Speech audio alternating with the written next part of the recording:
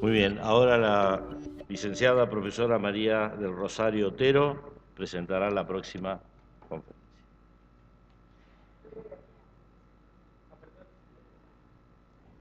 ¿Ahí? Yo agrego a las C de las que habló recién Batia, la confianza y la caridad también, porque hay algunas otras más seguramente, pero creo que son base de nuestra educación tener confianza.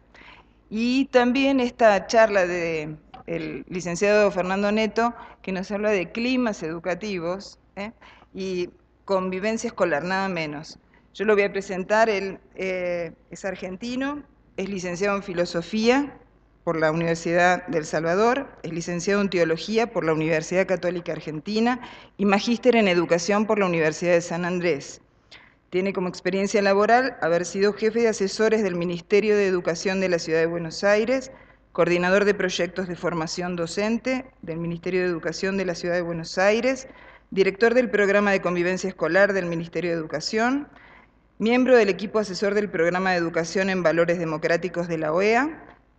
Publicaciones, entre las más importantes, está Un tiempo para pensar, Con los valores quien se anima, Ética para los que no son héroes, son todos de Bonum, y después tenemos climas educativos y convivencia escolar y pronósticos de violencia, de novedades educativas. Y hay un libro que ha sido premiado con el primer premio a la educación por la Fundación del Libro, y es su último edición, que se llama, si no me equivoco, La Escuela Tiene Sentido. Yo doy testimonio de los 3 de Bonum, que son espectaculares, y me enteré de este último que no lo conocía. Así que, bueno, confío plenamente en que la disertación nos va a ayudar un montón. Lo que no podemos negociar es el horario de término, ¿no?, de la conferencia. Así que vamos a controlar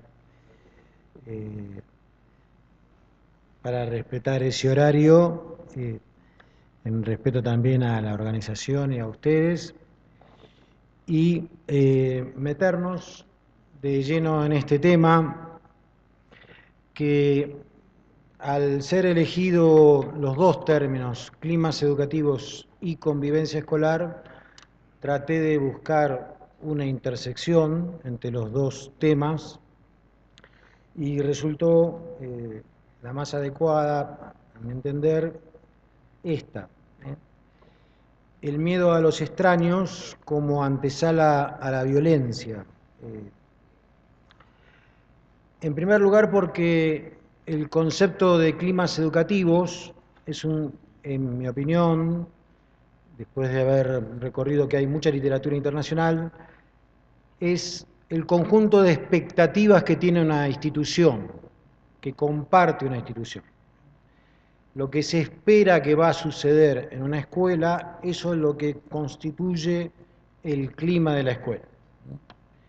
Si lo que se espera que va a suceder es algo para celebrar, es algo que me va a confirmar en el valor de mi persona, el clima será cordial y positivo.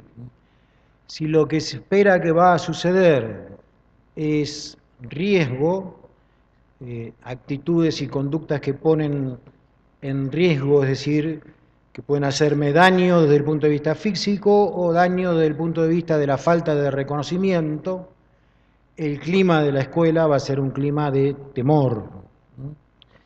Entonces, ¿por qué me refiero antesala a la violencia? Porque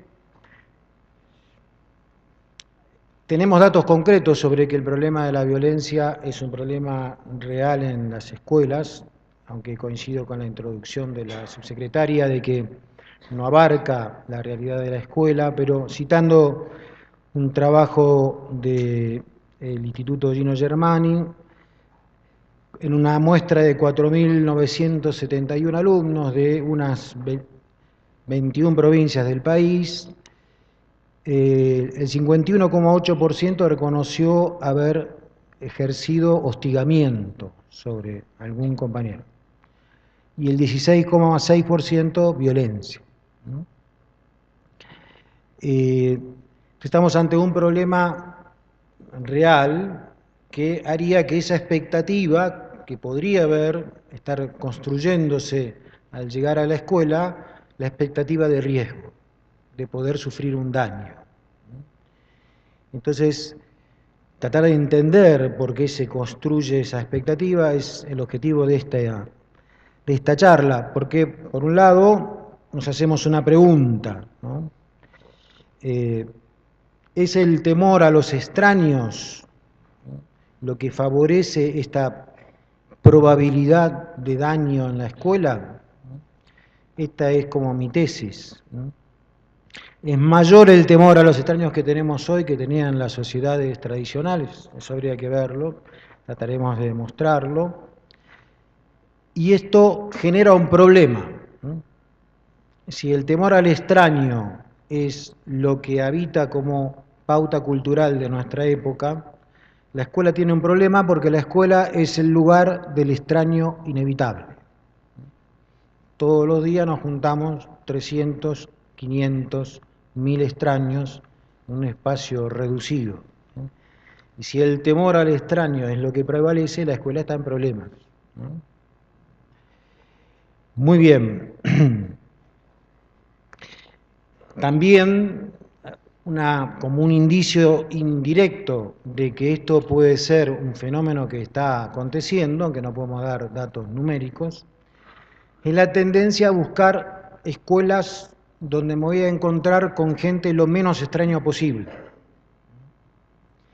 Y entonces tenemos un panorama de escuelas cada vez más homogéneos. Tenemos escuelas públicas donde tiende a encontrarme con gente menos extraña, por ejemplo, es una escuela que está atendiendo sobre todo a los sectores más desfavorecidos de la sociedad, mientras que hay una migración de los sectores medios, bajos y medios en adelante hacia las escuelas de gestión privada, hasta el extremo del fenómeno que conocemos sobre todo más en Estados Unidos, del school home, es decir, la escuela en casa, donde ya no solamente no son extraños, sino que son mi familia. Entonces, estos indicadores nos estarían dando la pauta de que en el problema del otro como diverso es el problema que afecta, que tiene que resolver una escuela para construir un clima cordial, un clima, yo diría, seguro en un sentido amplio, ¿no? En contraparte a un clima que tiene una expectativa de riesgo como expectativa principal.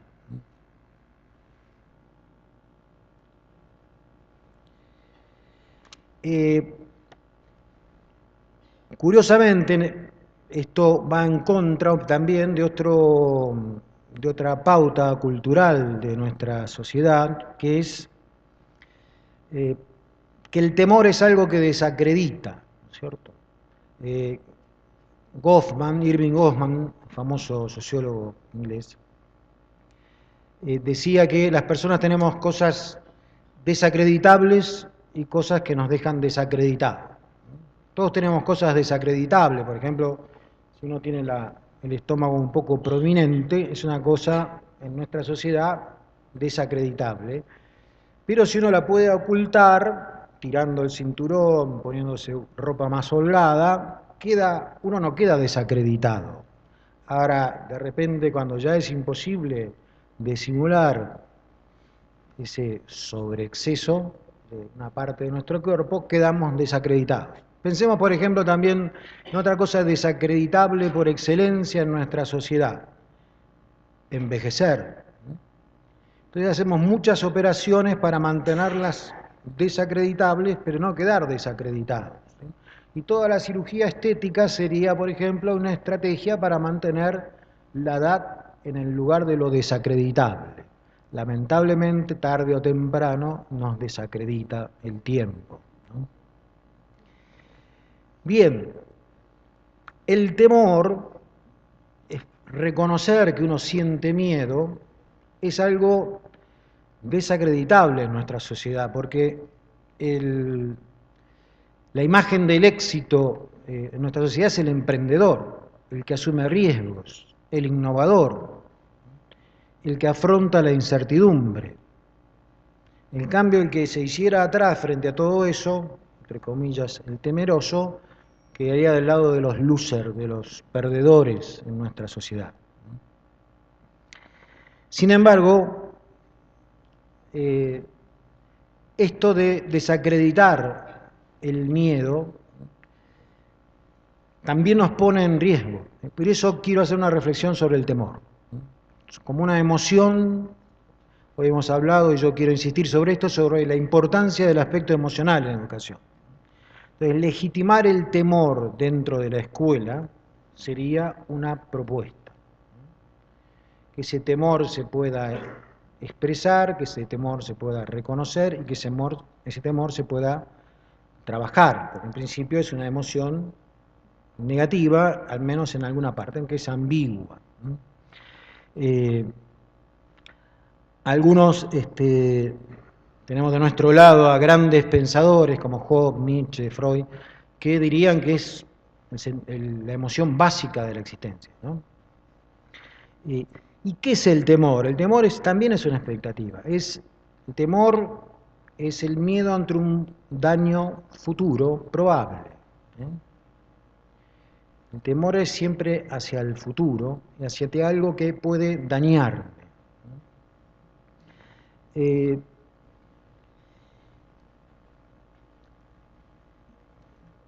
Vamos hacia abajo.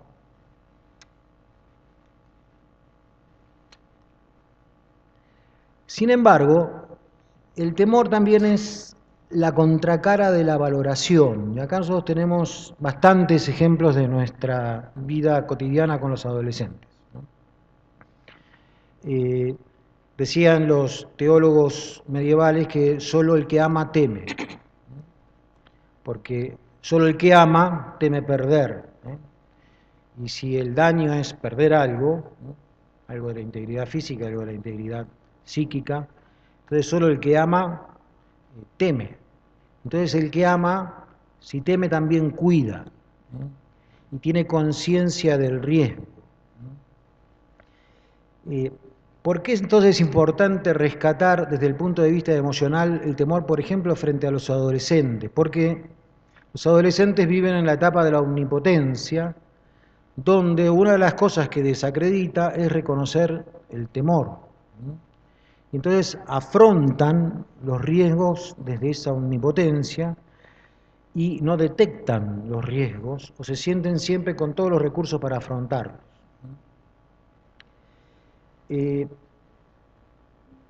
Pensemos, por ejemplo, en los serios problemas de alcoholismo que tenemos, ¿no? Entonces está probado que una de las cosas que inhibe el alcohol es el resorte cerebral del temor, ¿no? Entonces, todo el daño que puede producir el haber inhibido esa posibilidad de reconocer la posibilidad de un daño y ese efecto que produce, el eco que produce emocional en el temor. Y rescatando la sabiduría criolla, enseñar a los chicos que el temor no es sonso, que el temor advierte de riesgos y que el temor ayuda a cuidarse. Es cierto que también hay que trabajar sobre el temor, porque hay un temor que es enfermizo, ¿no? Es el temor que paraliza, ¿no? Tenemos todos los trastornos de ansiedad que viven también los chicos desde muy joven y es un trastorno que atraviesa todas las edades, ¿no? El pánico, ¿no? Pero también es el temor del que no se atreve a hablar, o es el temor del que no se atreve a confiar, ¿no? O es el temor del que no se atreve a crear, ¿no?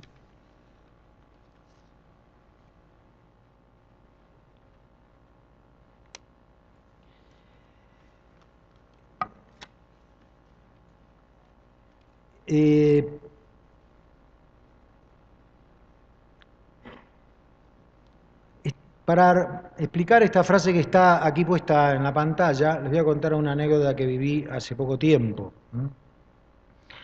Estoy haciendo una investigación en algunas zonas muy vulnerables socialmente de la ciudad de Buenos Aires y el clima de inseguridad dentro de la escuela era tan grande que el primer consejo que me daban los que trabajaban con esos chicos con un compromiso social muy grande es: no muestres que tenés miedo de estar acá. Porque a medida que bajamos en todas las escalas sociales, ¿no es cierto? En algunas es por la idolatría del éxito, pero si bajamos en las escalas sociales, el reconocer temor frente al otro, aunque sea en la mirada, eso desacredita totalmente. Entonces está esa famosa cultura del aguante, que también es transversal a nuestra sociedad, que es justamente ocultar el temor como algo desacreditable y afrontar riesgos que ponen en peligro la integridad de los chicos. Bien, acá les preparé una combinación de cómo puede ser esta ambigüedad del temor, cómo puede ser clasificada. Cuando solo prevalece el temor, lo que se tiende a hacer es lo que decía antes, es cada vez estrategias mayores de encierro, hasta finalmente el encierro de la escuela en la propia casa. Claro que este es un problema porque desafía otra columna vertebral de la escuela, que fue educar con la estrategia del encierro. Siempre yo recuerdo la anécdota de las escuelas francesas en que a los papás solamente se los dejaba acercar a 10 metros de la puerta de la escuela, se cerraba la puerta, salían los maestros a buscar a los chicos y las familias quedaban afuera. Pues se abrían, salían los maestros y entregaban nuevamente a los chicos.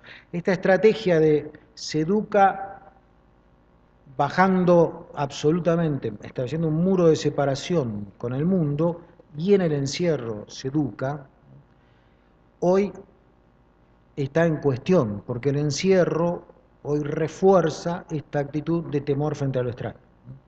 En cambio, la propuesta es, hay dos propuestas educativas en esta línea. Una es la escuela abierta, es decir, relacionada con su entorno, no confundida con su entorno, pero vinculada con su entorno, y la escuela heterogénea. Cuanto más consigamos hacer heterogéneas hacia adentro o con las estrategias que nos vayamos dando de vinculación con otros grupos sociales a la escuela, estaremos yendo en contra de este temor que va haciendo el mundo cada vez más chico y más pobre, más endogámico. La segunda combinación es una combinación que los medievales llamaban entre el temor y la confianza, que ellos llamaban la valentía, nosotros lo llamamos la exploración desde el punto de vista educativo. Es decir, es aquel que emprende caminos, toma riesgos, pero es consciente de que no todos se pueden abordar. El explorador también tiene temor, tiene la suficiente confianza como para iniciar una experiencia nueva, pero calcula los riesgos y no va más allá de los riesgos que pueda afrontar y resolver. Entonces, más que innovación, necesitamos exploración, que es esta combinación entre tomar el riesgo, calcularlo, y después tener el atrevimiento de ir recorriendo caminos no conocidos, pero en esta combinación. Por ejemplo, un explorador tiene una recomendación básica, ¿no es cierto? Si uno va a un lugar que no conoce, ¿qué contrata? Un vaqueano, aquel que conoce el territorio. Esto en la investigación educativa es fundamental, ¿no es cierto? Es decir, cualquier investigador que entra a una escuela y no hace caso, no escucha a los actores internos, por ejemplo, en otra escuela, así en zonas de riesgo, nos dijeron que no vayamos a observar las clases hasta que no tuviéramos 3 o 4 veces en que los chicos nos pudieran conocer. Así que estuvimos circulando por los patios, entrevistando a la portera, hablando con la directora, hablando con un profesor, charlando con los chicos, para recién poder entrar en el aula. Desde el punto de vista de la ciencia parece, ¿cómo no puedo observar una clase? Pero ¿qué es esta valentía prudente? Es dejarse guiar por el Baquiano. Entonces, ¿quiénes son los baquianos de nuestra escuela? El saber del docente con experiencia, ¿no? Rescatar el saber de los docentes con experiencia, ¿no? Rescatar a otros que han hecho experiencias parecidas. Me parece que esta es una manera de hacer esta combinación prometedora de exploraciones educativas. En cambio, si insistimos absolutamente en la autoconfianza, en la autoayuda que nos dice que todo es cuestión de proponerse las metas con suficiente convicción para alcanzarlas, lo que podemos caer es en una exposición excesiva al riesgo. Entonces, emprendemos proyectos que no solamente no mejoran nuestras escuelas, sino que pueden también empeorar lo que estaba antes, ¿no?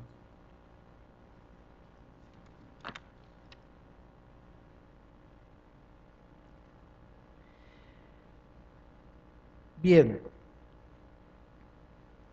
¿por qué decía yo en un comienzo que lo que afecta a los climas educativos es esta percepción del otro como extraño y el extraño como alguien atemorizante, que nos inspira temor? Por muchas razones, en nuestro mundo, que está tan conectado como nunca en su historia, sin embargo, los extraños nos despiertan un temor como tal vez nunca se ha vivido en la experiencia de la humanidad. Nunca nos conectamos con tantos extraños y nunca los extraños producen tanto temor. ¿Qué es? Vamos a hacer como un proceso del otro desconocido al otro extraño y vamos a finalmente el otro invasor. Son tres figuras del otro que van incrementando las estrategias defensivas y de rechazo y de separación. Muy bien, el desconocido en principio debería ser para nosotros una invitación a la aventura de ampliar nuestros horizontes. El desconocido es alguien que abre nuestro conocimiento. Nuestras grandes urbes son una constante práctica de cruzarnos con desconocidos, con miles de desconocidos, sin que en nosotros despierten ninguna alerta. Esto lo ha estudiado Goffman también con sus trabajos etnográficos. Los desconocidos que nos cruzamos diariamente por las calles de las ciudades, de todas las ciudades del país, no nos despiertan alerta si no contradicen lo que se espera que haga una persona, que se comporte una persona, lo que se entiende como expectativa de comportamiento normal en una sociedad.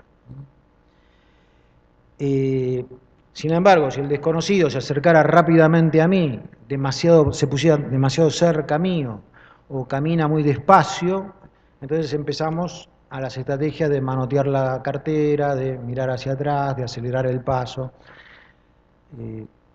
Curiosamente, fíjense cómo en nuestras ciudades hemos ido hasta frente a los desconocidos creando un ambiente de riesgo. Entonces es costumbre andar con la mochila delante, las mujeres se cruzan las carteras, etcétera, etcétera. Bien.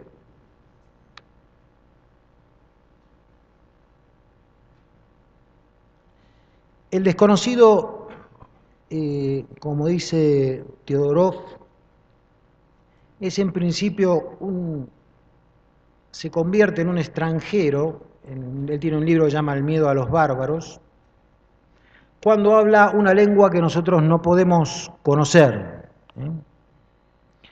De ahí viene la palabra barbarismo, ¿no es cierto?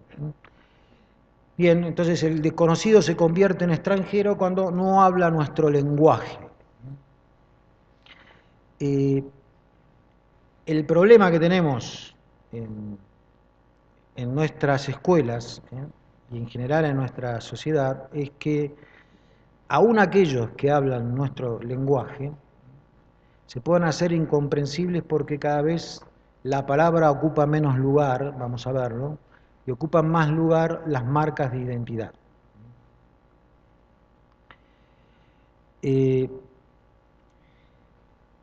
Este extranjero, que simplemente por hablar otra lengua no es nada amenazante, sino que también podría ser un desconocido que invita a ampliar nuestros horizontes, empieza a ser base o inspiración de una expectativa de riesgo cuando se convierte en invasor, es decir, cuando ocupa el espacio donde yo estoy. Fíjense cuánta vigencia tiene esto hoy que estamos discutiendo si el delito en Argentina viene por la migración de los países limítrofes. Y qué peligroso es que empecemos a ver al extranjero como un invasor, porque el invasor es aquel que viene o a desplazarme de mi lugar o a conquistar mi lugar, o a desplazar mis puestos de trabajo, quitándome fuentes de trabajo, o simplemente a apropiarse de mi lugar. Bien,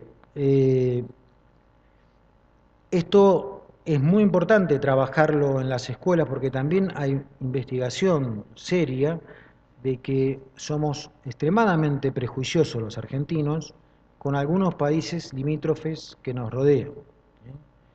Y si lo digo en el orden de creo que sigo el orden, no tengo ahora acá los datos, pero los paraguayos están a la cabeza, están los bolivianos, ahora están los peruanos, que solo por su nacionalidad pasan de extranjeros a invasores. Tienen nuestro prejuicio, nuestra expectativa, los convierte en posibles invasores.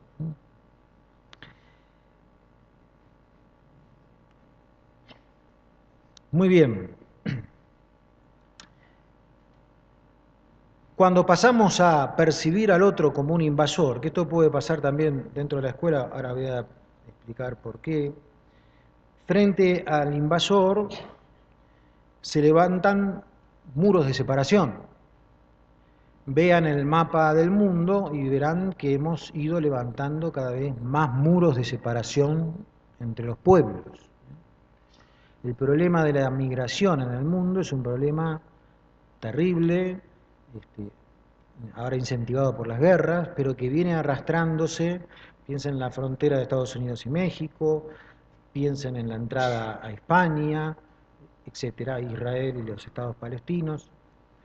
Entonces la estrategia de el muro que separa, que deja afuera. Algo que también está pasando en nuestra ciudad. Yo el otro día estaba, por citar también experiencia de la vida cotidiana, caminando con mi señora por las calles de Tigre, los que conocen Buenos Aires. Es realmente impactante ver las casas, ¿no? Son verdaderas cárceles. Para llevarlo al extremo íbamos caminando al lado de una casa y salió un perro tan agresivo por entre eso que la casa estaba enrejada que la mordió a mi señor. Es decir, tenemos en nuestras casas posturas defensivas y hay un ambiente de riesgo tan fuerte que parece que viviéramos no con nacionales, sino no solo con extranjeros, sino con posibles invasores. Y acá está como la misión de la cosa. Hablamos de los climas escolares y hasta vemos como una misión social de la escuela, de dar vuelta a este proceso de progresiva segmentación como irreversible, ¿no? Como es el levantar un muro, poner una reja, etc. Sin quitar a esto, hacer de esto un voluntarismo y las responsabilidades que le caben al Estado. Muy bien, en las escuelas, los compañeros también se pueden convertir en invasores. Richard Sennett dice que los grupos actualmente, los grupos humanos y los de los jóvenes de manera particular, son grupos de personalidad, es decir, se reúnen más por rasgos corporales que por valores o ideologías. Entonces, en su manera de vestir, en la música que eligen, en los lugares que frecuentan, eso los identifica. Y tienen líderes internos muy fuertes. Cuando identifican otras marcas de identidad en otros grupos, esos otros grupos son invasores. Y ahí estamos en un escenario de clima de violencia probable, porque hay disputa por el territorio.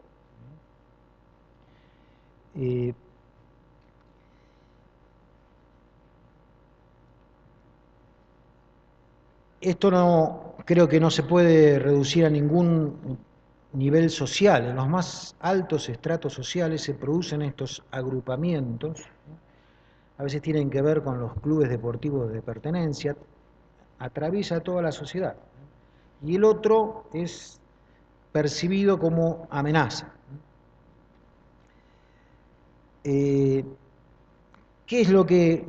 ¿Cuál es el trabajo de la escuela? Bueno, hacer el camino al revés, ¿no?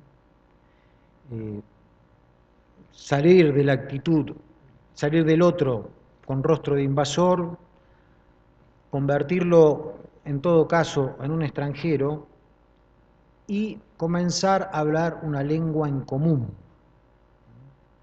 ¿Qué quiere decir? Todo lo que hagamos por abrir los grupos internos tan cerrados que se forman en la escuela, tanto presencial como virtualmente, promoviendo la heterogeneidad de la relación a través de rescatar la palabra como medio de comunicación. No, ya te identifico por tu manera de vestirte, te identifico porque te vi reunido allá en tal, sino que en la escuela, que tenemos esa oportunidad de tener a los extraños juntos, hagamos todo lo posible por establecer el puente entre las diferencias. Y ese puente es la palabra.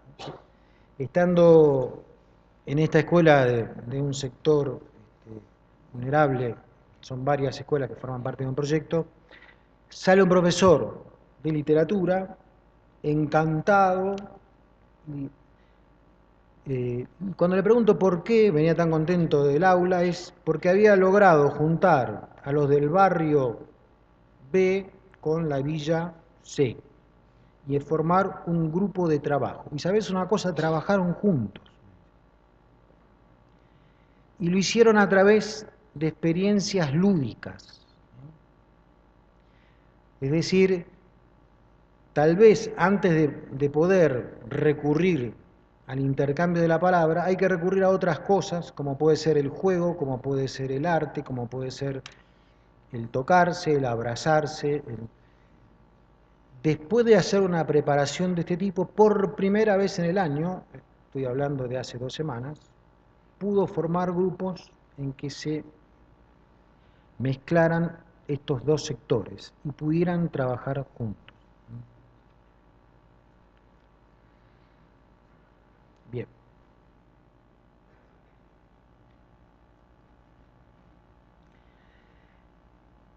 La regla de la relación con los otros es el intercambio. Vamos a dar una pequeña vueltita para volver a este tema, ya desde el punto de vista de la norma como lugar de enlace de la convivencia entre las diferencias. El rodeo que damos es por un autor muy conocido para los que estudiaron antropología, se llama Marcel Mauss, Tratado del Don, escribió, y él tiene una afirmación que no es muy buena para nuestra autoestima, que es: no hay ninguna relación entre dos personas que pueda ser absolutamente desinteresada. No sé por qué las mujeres se ríen primero.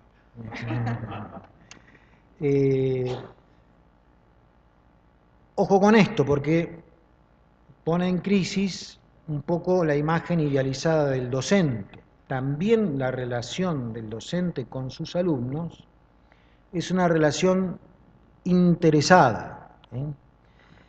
No existe el puro don, existe el intercambio. Y si no se produce un intercambio mínimamente satisfactorio para ambas partes, la relación entra en crisis.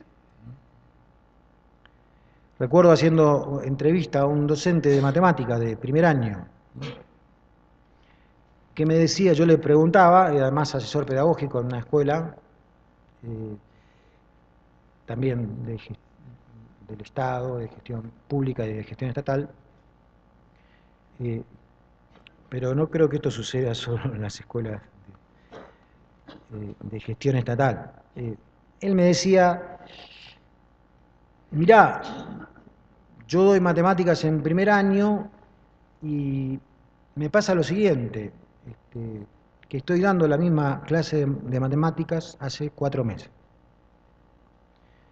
Porque voy, le explico a los chicos, les pregunto si entienden, me parece que entienden, empiezo la clase siguiente y me doy cuenta que no entendieron. Bueno, analizar este fenómeno sería muy amplio porque es un caso de una institución, ¿no? Estamos hablando de alguien, por si acaso, para que pongamos paréntesis, absolutamente comprometido con el ideal de la inclusión. Es una escuela que que está en el centro de una ciudad y el 95% de su población viene de una villa de emergencia. Y estos docentes están ahí porque quieren estar ahí. Y sin embargo, me decía él, llega un momento que yo quisiera enseñar. Ven, y ya enseñar lo entiende como intercambio. Yo no puedo enseñar si del otro lado no recibo algún signo de que el otro aprende. El puro don se cae como relación.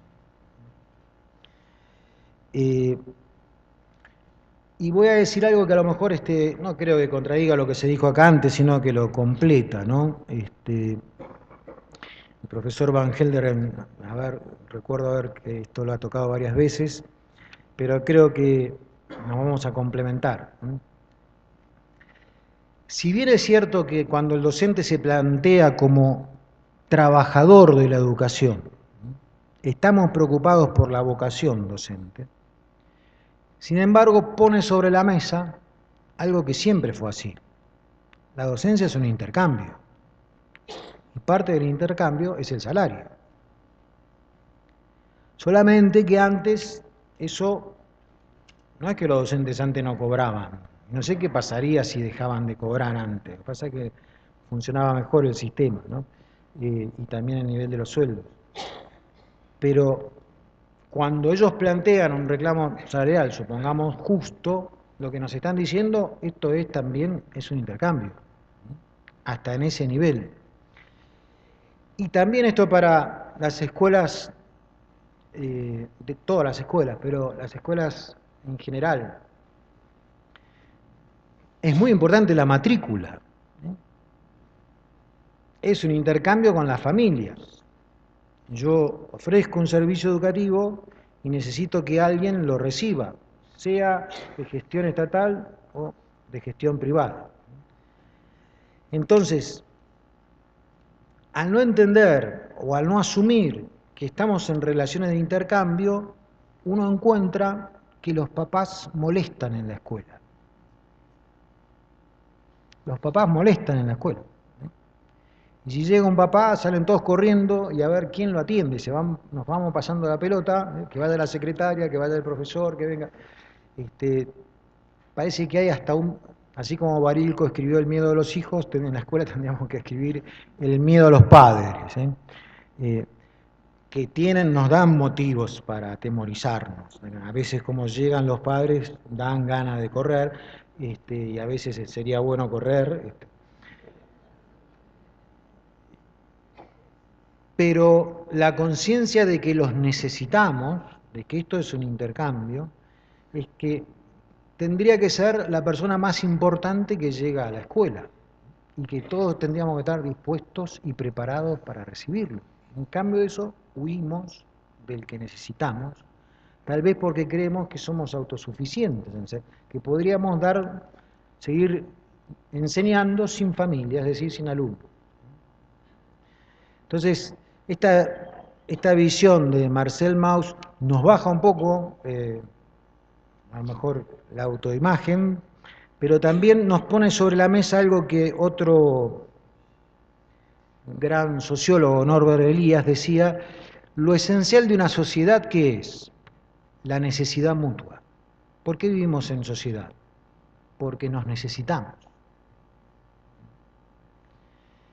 Entonces, el crear una comunidad educativa, en el fondo quiere decir esto, digamos. Una institución se convierte en una comunidad educativa cuando nos damos cuenta que todos nos necesitamos.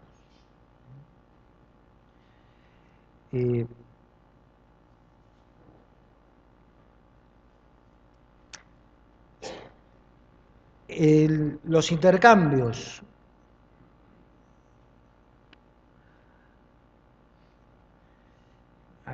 puse acá un ejemplo que quería mostrar. A veces hay incluso en el ámbito familiar, ¿no es cierto? Uno se pregunta a veces, viendo ciertas parejas y los conflictos que tienen, cómo pueden durar en el tiempo, y porque el intercambio tiene que ser de alguna manera satisfactorio para ambas partes.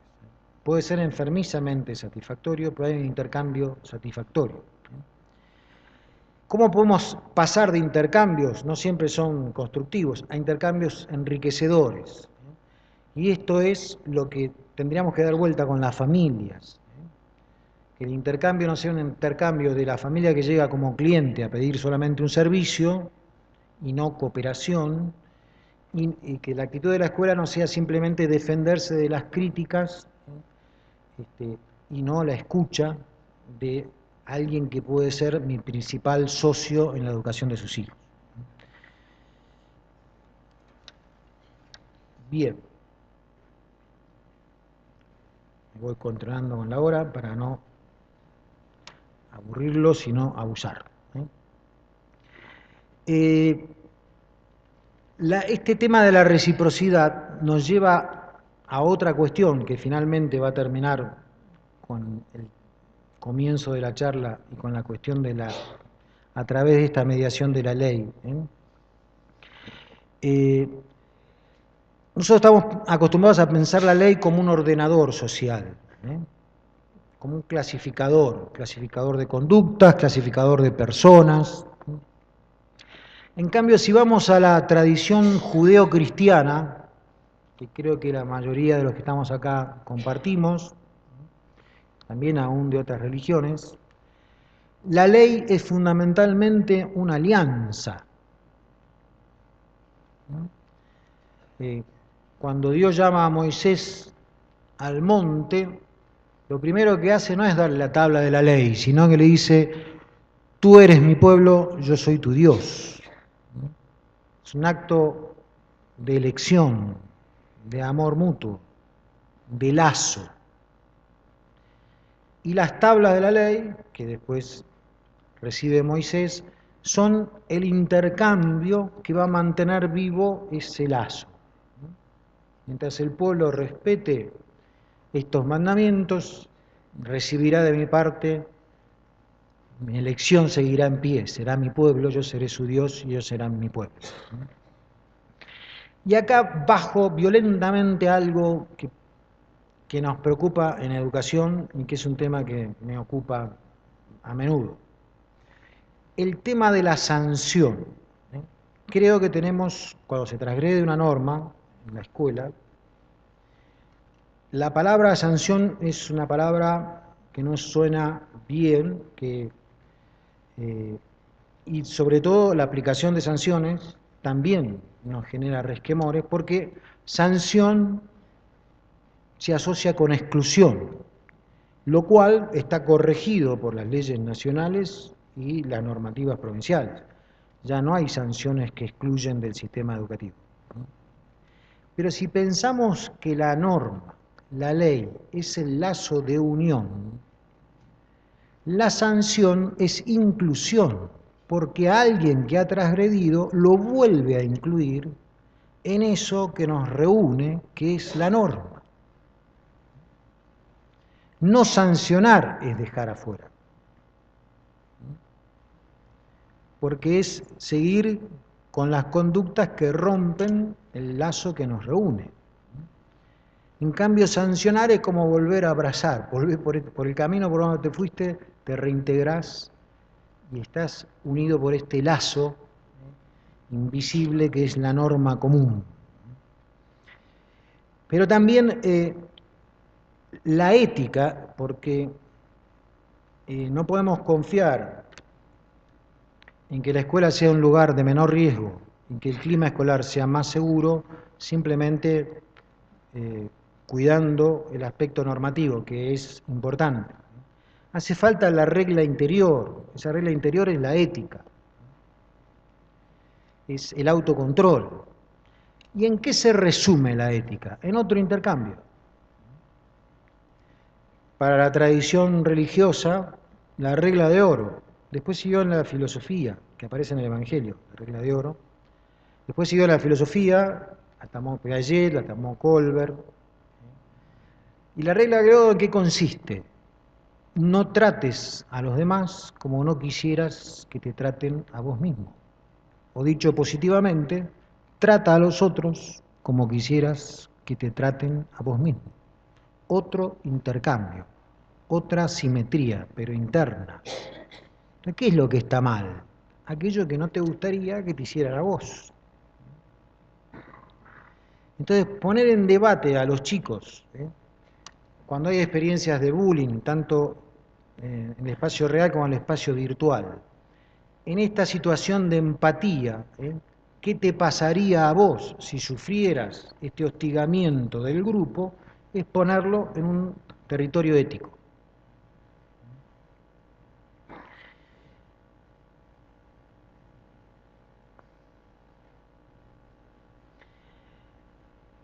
La violencia también es un intercambio. Pero la violencia no es un intercambio que genera vínculos, sino es un intercambio que termina con la destrucción del vínculo, porque termina con la destrucción del otro.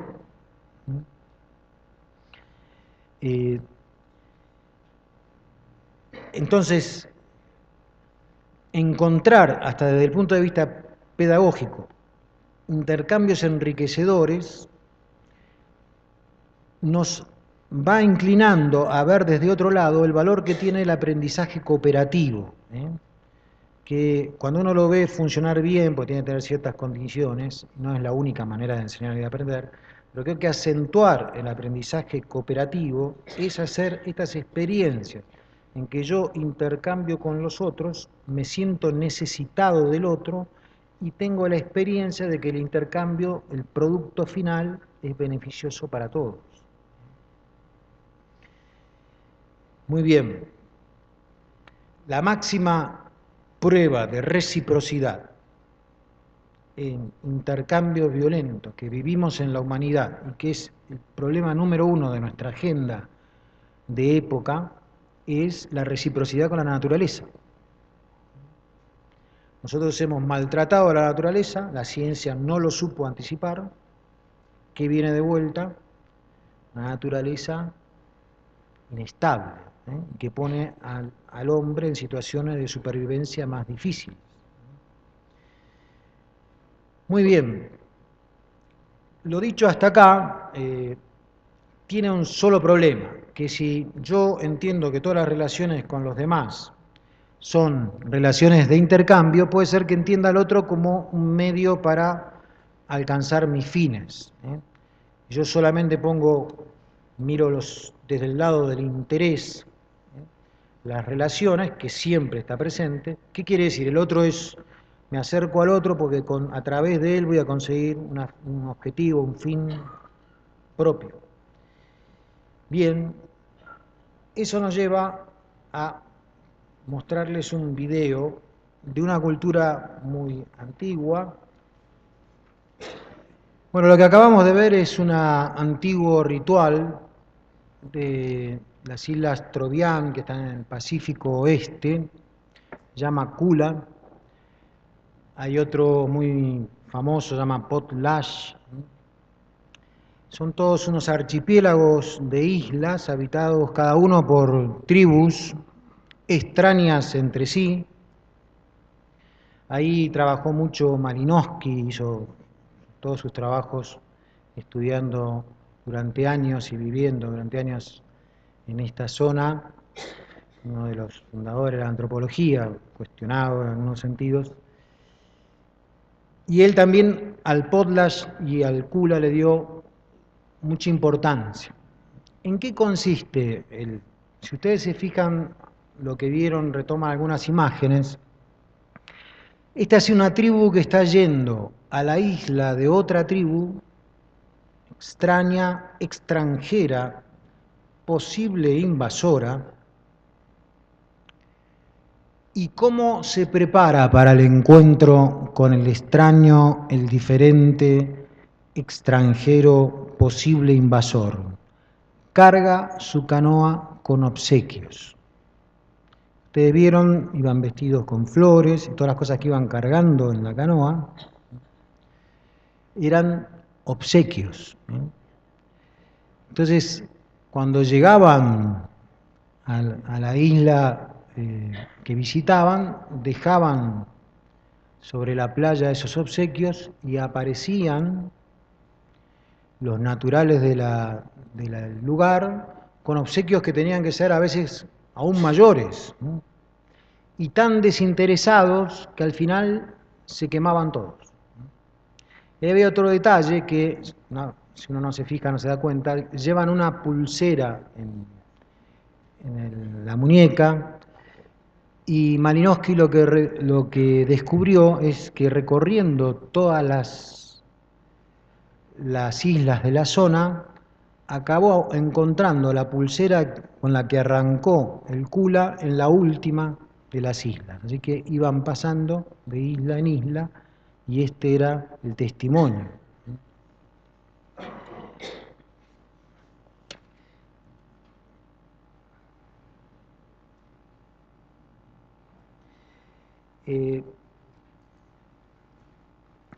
Estas serían las conclusiones de la charla y también de lo que nos hemos planteado de cómo pasar de un clima de riesgo en las escuelas a un clima de seguridad en sentido amplio, del temor, de un clima de temor a un clima de confianza.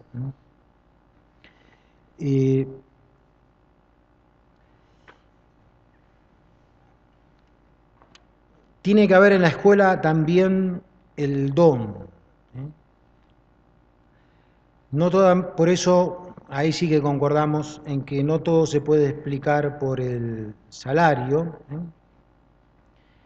porque hay una parte que nace de la libertad, que es la decisión de dar. Y lo que genera frente al extraño la superación de la amenaza y crea este clima de encuentro y de intercambio enriquecedor es el intercambio de dones, que surgen de la libertad.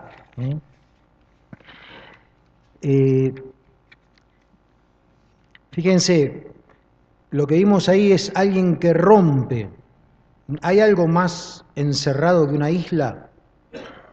Entonces alguien que rompió los muros, salió, y lo único que llevaba en la mano no era armas para invadir, sino que eran obsequios para entregar. El don. Entonces, el espacio de la libertad dentro de nuestras escuelas. El espacio de la libertad, porque sin libertad no hay donación, primero entre los adultos. Yo siempre que veo un proyecto de innovación a nivel educativo, me parece prometedor si hay espacio para la libertad. Es decir, que cuando nosotros iniciamos un proyecto en una institución, de antemano anticipemos que el compromiso de los docentes va a ser diversificado. Que algunos se van a adherir absolutamente a la propuesta, otros menos, y otros se quedarán observando a ver qué pasa. Los proyectos prometedores no son los que presionan a todos para conseguir ese compromiso, que en definitiva es un don, vía una amenaza, o vía una recompensa, convirtiendo el don en interés.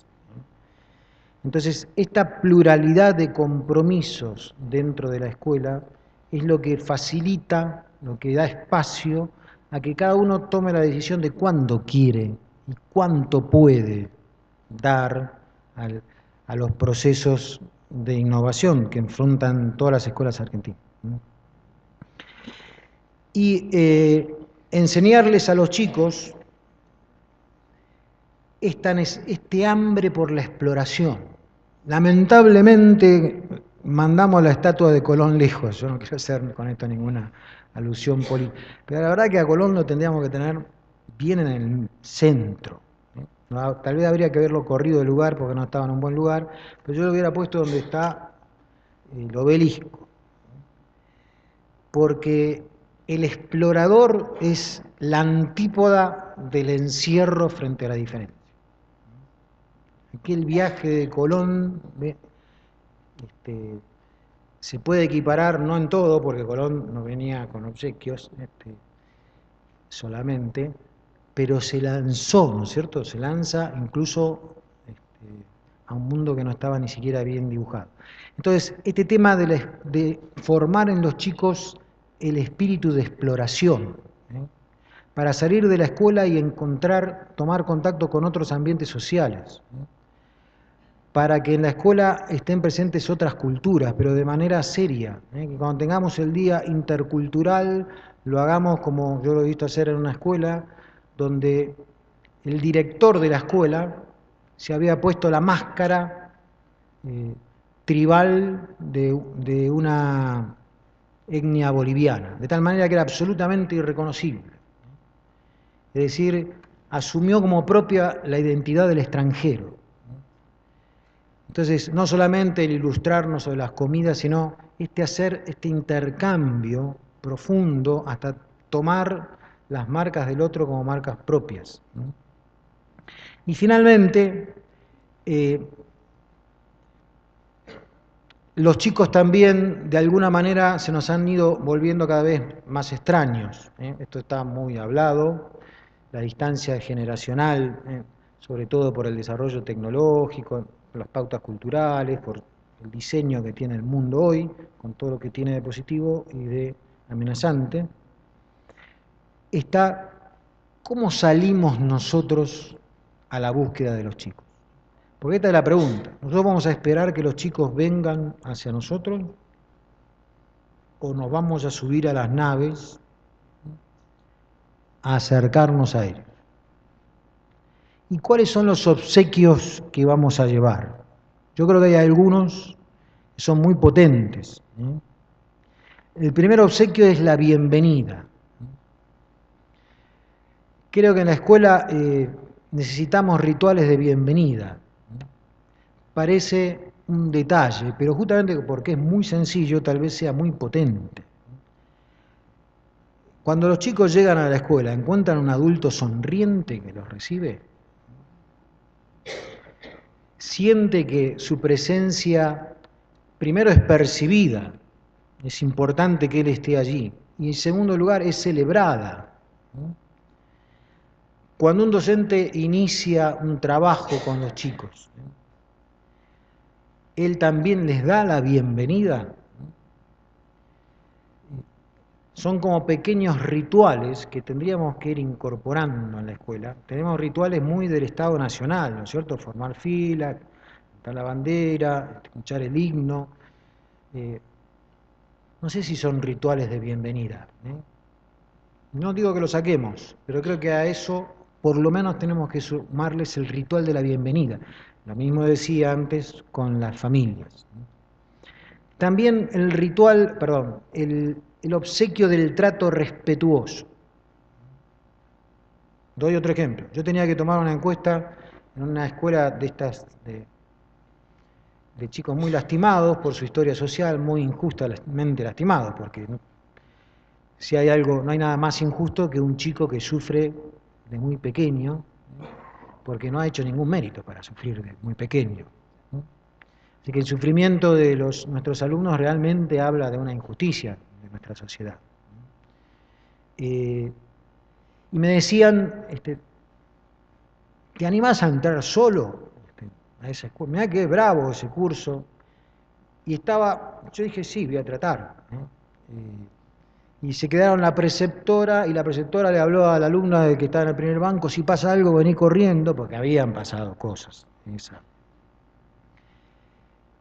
Bueno, mi única estrategia fue, primeramente, presentarme, después decirle, mira, acá tengo unos papeles, acá hay un lápiz, acá hay una goma, si ustedes se acercan, estamos haciendo un trabajo, vamos a hacer una encuesta, tienen que poner una cruz, si por favor se van acercando, se fueron parando, y va dando gracias por acercarte, tomar el papel, tomar el lápiz, tomar la goma. La acción respetuosa que recibí del otro lado, de nada, profesor, y se sentaron. E hicieron la encuesta en 20 minutos, eran 17 preguntas. Nunca me habían visto. ¿Qué es lo que se creó? Si uno envía trato respetuoso, tiene más probabilidades, no garantía, de recibir una respuesta respetuosa. También el de la confianza, ¿no? Es decir, el confiar en ellos, ¿no? Y por último, algo con el que termino la presentación, el compromiso profesional. Yo creo que necesitamos clases, para hablar el lenguaje clásico, que los sorprendan un poco a los chicos. Es cierto que como docentes tenemos la tendencia, por el calendario, por lo que sea, por la reiteración, a lo rutinario, y lo rutinario se convierte en lo de siempre, y las clases que los chicos reciben en la clase esperada, y a las 2 primeras palabras saben cómo sigue, ¿no? Y el aburrimiento es un calificativo de los climas escolares muy peligroso. Entonces, clases que sorprendan, clases creativas, donde acá unir a profesionales que tenemos en el área de plástica, que los tenemos totalmente subestimados, muchos de ellos son artistas, en la preparación de las clases, por lo menos de algunas clases, con los docentes, buscando cosas que sorprendan desde el punto de vista del teatro, desde el punto de vista de la plástica, desde el punto de vista de la música. Eso es un obsequio. ¿Y cuál es el obsequio? Una clase bien preparada. Creo que si queremos recibir aprendizaje, lo primero que tenemos que obsequiar es una clase responsablemente preparada. Bueno, muchas gracias.